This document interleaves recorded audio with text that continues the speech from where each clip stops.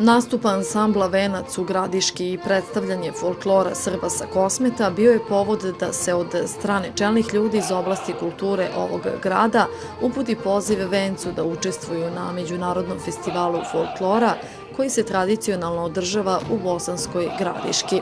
U septembru iduće godine dobro bi bilo kad bi Venac gostovao ovde, a sigurno i Kopaonik, jer imaju ovde neku smotru kulturno-umjetničkih društva međunarodnu, tako da mislim da bi to bio pun pogodak da za te gospodinske svečanosti ili Gradišku jesen, kako se zvanično zove, da ti ljudi dođu ovde, ta dva kulturno-umjetnička društva, jer tek bi tad vidjeli šta su propustili ovo večeras večer.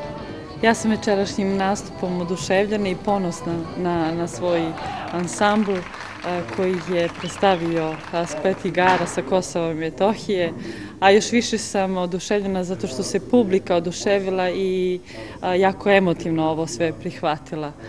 Posle koncerta bili smo dobili nezvanično poziv od samog umetničkog rukovodioca Kulturnog centra gde je ovde održan koncert i načelnika za društvene delatnosti da naredne godine u što kraćem roku dođemo i da njihovim društvima pokažemo naše igre i naučimo svemu tome.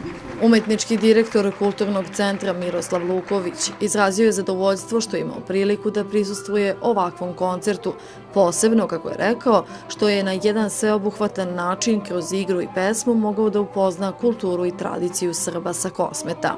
Ovo što smo mi večeras vidjeli je sigurno u top 5 događaja kad Kulturni centar radi što se tiče folklornih koncerata. Dakle, imali smo još neke nastupe profesionalnih ansambala, ovo ide s njima u korak sigurno, znači sami vrh što se tiče tog folklornog izvođaštva.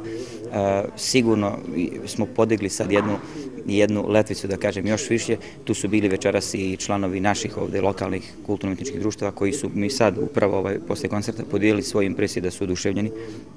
Bogatstvo nošnje, odlične koreografije, odlične postavke, orkestar, aranžmani, izvedba, sve zaista na svom mjestu. Veoma sam ponosan što smo imali priliku da ugostimo društva.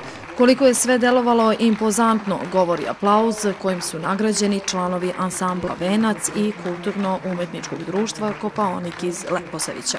Jedan veliki profesionalizam, kvalitet igranja, jedna mehkoća koraka, ljepota pjesme, apsolutno sve.